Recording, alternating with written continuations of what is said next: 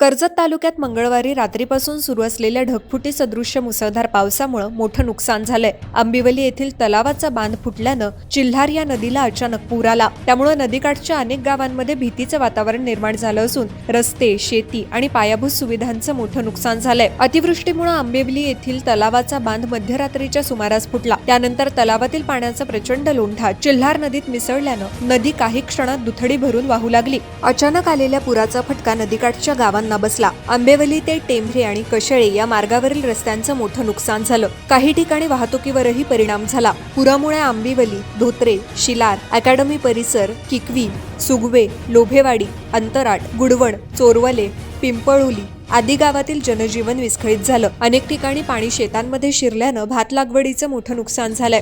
तलावातील गाळ आणि माती शेतीमध्ये वाहून आल्यानं भाताची रोपं चिखलाखाली गाडली गेली असून शेतकऱ्यांचं मोठं आर्थिक नुकसान झालंय। दरम्यान आंबिवली बंधाऱ्यातून आलेलं पाणी वनविहार परिसरातील पांडवकालीन लेण्यांमध्येही शिरलं। त्यामुळे ऐतिहासिक लेणी पूर्णपणे पाण्याखाली गेली असून परिसरात पाण्याचा वेग कायम आहे। प्रशासनाकडून परिस्थितीवर लक्ष ठेवण्यात येत असून नुकसानग्रस्त भागांचे पंचनामे आणि मदत कार्य सुरू करण्याच्या हालचाली सुरू आहेत। नागरिकांनी नदीकाठच्या परिसरात जाणं टाळावं तसंच प्रशासनाच्या सूचनांचं पालन करावं असं आवाहन करण्यात आलंय।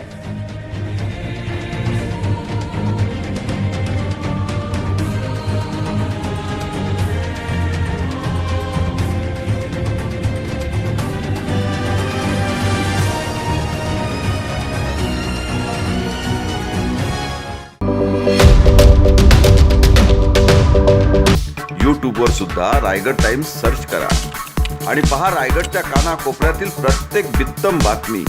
आणि हो, लगेच सबस्क्राईब बटनवर क्लिक करायला विसरू नका।